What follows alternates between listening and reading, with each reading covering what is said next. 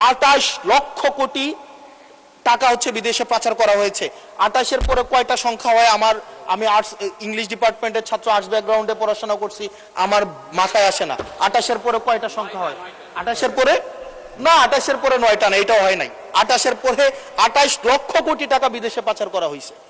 এখন মাননীয় স্পিকার, যারা পাচার করেছে তারা সদর্পে এখন হচ্ছে মাননীয় স্পিকার গুলশান, বনানী, ধানমন্ডি এই দেশে এখন বুক ফুলিয়ে চলাফেরা করে। মাননীয় স্পিকার, আমরা দেখেছি অন্তর্বর্তীকালীন সরকারের সময় বসুন্ধরার পুত্র সুবহান দেশে ঢোকার সাহস পায় নাই। আমরা দেখেছি আনবির দেশে ঢোকার সাহস পায় নাই। কিন্তু এই সরকার নির্বাচিত হয়ে আসার পরে আমরা দেখেছি সদর্বে এই সুবহানের পুত্র, এই ধর্ষক দেশে ঢুকেছে।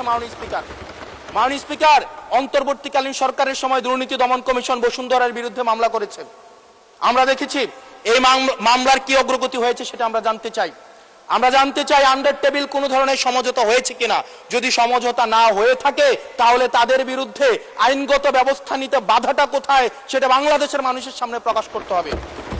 মাননীয় স্পিকার, অন্তর্বর্তীকালীন সরকার এই বসুন্ধরা গ্রুপ যারা বিদেশে টাকা পাচার করেছে, মানুষের সম্পদ দখল করেছে এবং মিডিয়ার মধ্য দিয়ে আওয়ামী লীগের গুম খুন হত্যাকে যারা বৈধতা দিয়েছে তাদের খুঁটির জোর কোথায় সেটা আমরা জানতে চাই। কিন্তু আমাদের দলে কিছু কিছু মানুষ বসুন্ধরার অ্যাডভাইজর হিসেবে কাজ করে, তাদের মিডিয়ার অ্যাডভাইজর হিসেবে কাজ করে। মাননীয় স্পিকার, যেই মিডিয়া তারেক রহমানকে, মাননীয় প্রধানমন্ত্রী তারেক রহমানকে দেশদ্রোহী হিসাবে ফ্রেমিং করেছে, সেই মিডিয়ার অ্যাডভাইজর হিসেবে আজকে বসুন্ধরা গ্রুপে আজকে এই সরকার দলীয় সংসদ সদস্যদের অনেকেই তারা সেখানে যুক্ত। মাননীয় স্পিকার, এই যে আমাদের একটি সান্ধ্যকালীন সংসদ চলছে, আমাদের মধ্যে একটি আলস্য ঢেকে বসেছে, আমরা একটু এখন বিশ্রামের একটা আগ্রহ সৃষ্টি হচ্ছে। এরকম একটা বিশ্রামের সময়ে এক ভারতের প্রাচীন ভারতের একটা প্রবাদ আছে। সেই প্রবাদে একজন বলেছিলেন যে ঋণং কৃতা ঘৃতং পিবেত যাবৎ জীবন সুখেং কিবত। অর্থাৎ ঋণ করে প্রয়োজনে ঘি খাও তাইলেও সুখে থাকো, ঋণ করো ঘি খাও, পরের ধনে পুদ্দারি করো, ঋণ করে ঘি খেয়ে জমিদারি করো, তাও ঋণ করো। আমার কাছে মনে হচ্ছে মাননীয় স্পিকার, এই প্রবাদটিকে সরকারি দলের কিছু সদস্য খুব সিরিয়াসলি নিয়ে ওনারা ঋণ করো ঘি খাও তাও সুখে থাকো, এটাকে ওনারা এভাবে নিয়েছেন, ঋণ করো ঋণ খেলাপি হও তাও নির্বাচন অংশগ্রহণ করো। মাননীয় স্পিকার, সদস্য for your great contribution budget ডিসকাশনের জন্য অসংখ্য ধন্যবাদ। আলোচনায় অংশগ্রহণ করবেন কুমিল্লা 4 আসন থেকে নির্বাচিত মাননীয় সদস্য জনাব মোহাম্মদ আবুল হাসনাত। জনাব মোহাম্মদ আবুল হাসনাত, আপনার সময় 12 মিনিট। ধন্যবাদ আপনাকে। ধন্যবাদ মাননীয় স্পিকার, এই বাজেট সেশনে এই বাজেটকে বিভিন্ন পক্ষ থেকে বিভিন্ন বিশেষণে বিশেষায়িত করা হচ্ছে। কোনো পক্ষ বলছে এটি ওভার অ্যাম্বিশিয়াস, কেউ বলছে এটা বাস্তবায়ন অযোগ্য, কেউ বলছে সাহসী। এই বিশেষণের ঊর্ধ্বে উঠে আমরা আমাদের জায়গা থেকে কিছু প্রশ্ন করতে চাই। আমরা এটা জানি যে এই বাজেটটি যখন করা হয়েছে একটি বিশেষ পরিস্থিতিতে, সংকটকালীন সময়ে এই বাজেটটি করা হয়েছে। এই সব দিক বিবেচনায় অর্থমন্ত্রীকে কিছু প্রশ্ন করতে চাই বাজেটের কিছু অসঙ্গতি নিয়ে, এবং জনগণ সেটা সিদ্ধান্ত নিবে যে এই বাজেটটিকে আসলে জনগণের জন্য নিষ্পেষণের হাতিয়ার হিসেবে বিবেচিত হবে নাকি উন্নয়নের অগ্রগতির একটি সোপান হিসেবে বিবেচিত হবে। প্রথম যে অসঙ্গতিটি সেটি হচ্ছে রাজস্ব নিয়ে। মাননীয় স্পিকার, আমরা যদি বাংলাদেশের গত বছরের রাজস্বটি দেখি, লক্ষ্যমাত্রা ছিল 5,03,000 কোটি টাকা। সেই জায়গায় 11 মাসে অর্জিত হয়েছে 4,60,000 কোটি টাকার মতো। হাতে আছে আর 1 মাস, ধরে নিচ্ছে 48,000 কোটি টাকা সেখান থেকে আমাদের লক্ষ্যমাত্রা অর্জিত হবে। তার মানে আমাদের অর্জিত হচ্ছে 4 লক্ষ কোটি টাকা, 3,60,000 কোটি টাকা প্লাস 40,000 কোটি টাকা, অর্থাৎ হচ্ছে 4 লক্ষ কোটি টাকা। মাননীয় স্পিকার, এই বাজেটে রাজস্বের লক্ষ্যমাত্রা নির্ধারণ করা হয়েছে 6,95,000 কোটি টাকা, অর্থাৎ প্রায় 74% লক্ষ্যমাত্রা বৃদ্ধি করা হয়েছে। পৃথিবীর সব দেশে তাবৎ অর্থনৈতিক ব্যবস্থায় বাজেটের যে রাজস্বের যে প্রবৃদ্ধি থাকে সেটি 10 থেকে 12% একটা আইডিয়াল একটা ফিগার। সেই জায়গা থেকে মাননীয় অর্থমন্ত্রীর কাছে আমার প্রশ্ন, সারা দেশে বা বিগত রাজস্ব কালেকশনের যদি আমরা হিস্ট্রিটা দেখি 10 থেকে 12% জায়গায় সরকারের কাছে এমন কি মেকানিজম রয়েছে যে মেকানিজমের মধ্য দিয়ে প্রায় আমরা 75% আমরা রাজস্ব নতুন করে আমরা সংগ্রহ করতে পারবো মাননীয় স্পিকার। সেই জায়গা থেকে আমরা বলছি যে এই যে রাজস্বের যে মাত্রাটি নির্ধারণ করা হয়েছে এবং এনবিআর এর যে সক্ষমতা রয়েছে সেটি বিবেচনায় এই বাজেটটির লক্ষ্যমাত্রা রাজস্বের ক্ষেত্রে কতটা অর্জিত হবে সেটি আসলে আমরা সন্দেহ প্রকাশ করছি। দ্বিতীয়ত, কিছুক্ষণ আগে একজন বলে গেলেন, একজন মাননীয় সংসদ সদস্য, যে আমাদের দেশের ইনভেস্টমেন্ট ফ্রেন্ডলি একটা এনভায়রনমেন্ট ক্রিয়েট করা হয়েছে। মাননীয় স্পিকার, 100 টাকার যদি আমি বাংলাদেশে ব্যবসা করি আমাকে কর্পোরেট ট্যাক্স দিতে হয় 27.5%। অর্থাৎ আমি সেখানে 100 টাকার মধ্যে আমার পকেটে থাকে আর 72.50 টাকা, 72.5 টাকা। এই 72.5 টাকার মধ্যে আমার ডিভিডেন্ড ট্যাক্স 4.5 আমাকে দিতে হয় মাননীয় স্পিকার 40%। অর্থাৎ আমার পকেটে তখন থাকে 43.5 টাকা। এই 43.5 টাকা আমি 100 টাকা ইনকাম করি, আমার সর্বসাকুল্যে আমার ট্যাক্স চলে যায় 56.5%। আমরা যদি মালদ্বীপের দিকে তাকাই, আমরা যদি সিঙ্গাপুরের দিকে তাকাই, মালয়েশিয়ার দিকে তাকাই, সেখানে এই কর্পোরেট ট্যাক্স হচ্ছে 0%। আমরা যদি শ্রীলঙ্কার দিকে তাকাই 15%, নেপালের দিকে যদি তাকাই তাহলে সেটা 5%। শুধু সরকারের সমালোচনার খাতিরে না, আমরা নির্মোহভাবে কনস্ট্রাকটিভ ক্রিটিসিজমের জায়গা থেকে আমরা বলছি এই 56.5% কর্পোরেট ট্যাক্স এবং ডিভিডেন্ড ট্যাক্স বিদ্যমান রেখে এটা ডোমেস্টিক ইনভেস্টমেন্টকেও প্রমোট করবে না এবং ফরেন ইনভেস্টমেন্টকেও প্রমোট করবে না। যে বিজনেসম্যান আমার সিঙ্গাপুরে বিজনেস করতে পারবে 0% ট্যাক্স দিয়ে, সেই বিজনেসম্যান 56.5% ট্যাক্স দিয়ে সেই বাংলাদেশে বিজনেস করতে আসবে না মাননীয় স্পিকার। আমরা সেই জায়গা থেকে প্রত্যাশা করেছিলাম যে এই বাজেট একটা ইনভেস্টমেন্ট ফ্রেন্ডলি একটা বাজেট হবে এবং কর্পোরেট ট্যাক্সের একটা সহনশীল মাত্রায় কর্পোরেট ট্যাক্সকে রিডিউস করা হবে। হতাশ হয়েছে মাননীয় স্পিকার। মাননীয় স্পিকার, আমরা যদি পরবর্তী যে অসঙ্গতিটা, সেটা হচ্ছে মূল্যস্ফীতি এবং জিডিপির যে লক্ষ্যমাত্রা নির্ধারণ করা হয়েছে, বর্তমানে মূল্যস্ফীতি হচ্ছে 9.4% এবং আমরা যদি খাদ্যপণ্যের মূল্যস্ফীতি ধরতে যাই সেটা 12%-এরও বেশি। এখন এই বাজেটে নির্ধারণ করা হয়েছে মূল্যস্ফীতি সেটা আমাদের 7.5%-এ রিডিউস করা হবে। পৃথিবীর সব দেশে, সব বাজেটে, সব অর্থনৈতিক ব্যবস্থায় মূল্যস্ফীতিকে নিয়ন্ত্রণ করার স্বীকৃত মাধ্যম হচ্ছে দুইটা। একটা হচ্ছে উচ্চ হারে সুদ নির্ধারণ করা অথবা গভর্নমেন্ট এক্সপেন্ডিচার কমিয়ে নিয়ে আসা।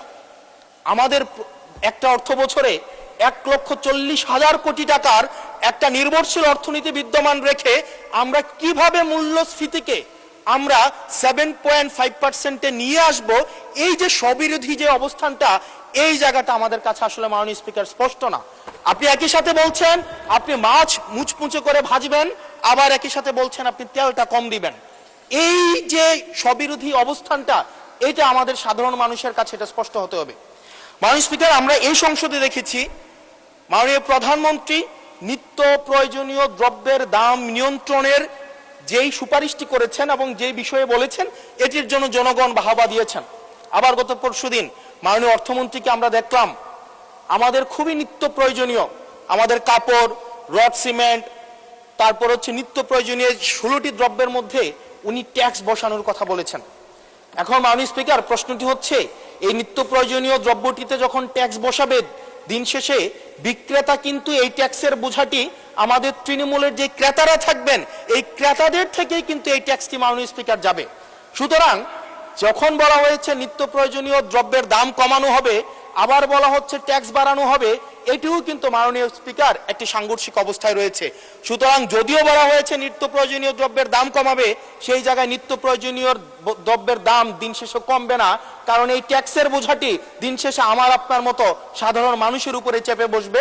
দিন শেষে এই জায়গাটি হচ্ছে মাননীয় স্পিকার প্রশ্নবিদ্ধ।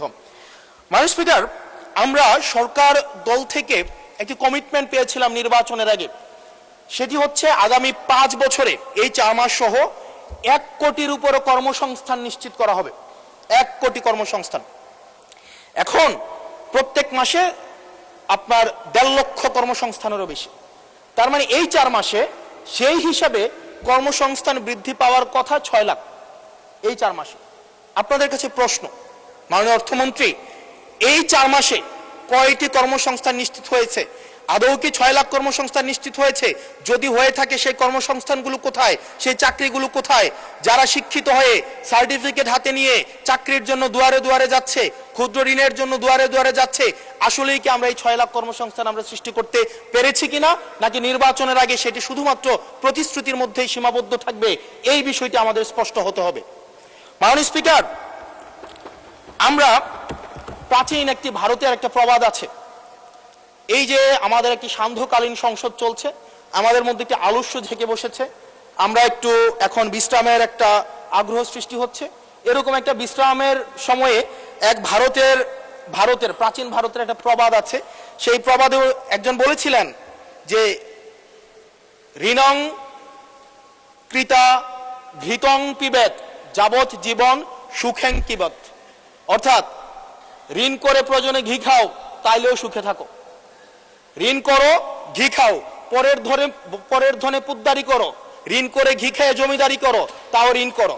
আমার কাছে মনে হচ্ছে মাননীয় স্পিকার, এই প্রবাদটিকে সরকারি দলের কিছু সদস্য খুব সিরিয়াসলি নিয়েছেন, নিয়ে ওনারা ঋণ করো, ঘি খাও, তাও সুখে থাকো, এটাকে ওনারা এভাবে নিয়েছেন, ঋণ করো, ঋণ খেলাপি হও, তাও নির্বাচন অংশগ্রহণ করো। মাননীয় স্পিকার, আমরা দেখলাম এই সংসদে আমরা মাননীয় অর্থমন্ত্রীর কাছ থেকে আমরা কোনো স্পষ্ট কোনো কর্মসূচি আমরা পাই নাই।